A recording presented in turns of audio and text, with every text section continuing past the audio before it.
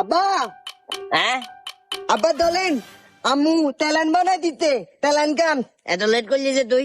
আম্মু আয় দেখতে লেট হয়ে গেছে আম্মুও লেট করে গেছে বাদ বাইতে বাইতে দলেন তেলান কান দাঁড়া সাথে রাখ। ভাব দিছে নে হ্যাঁ বাদ দিতে আজ্ঞা বাদ কালালে দিনু ইতি রাজ্য যায় গুছিয়ে মতো লবণ দিল না যায়। লবণ দে না আলো মনে আতিল না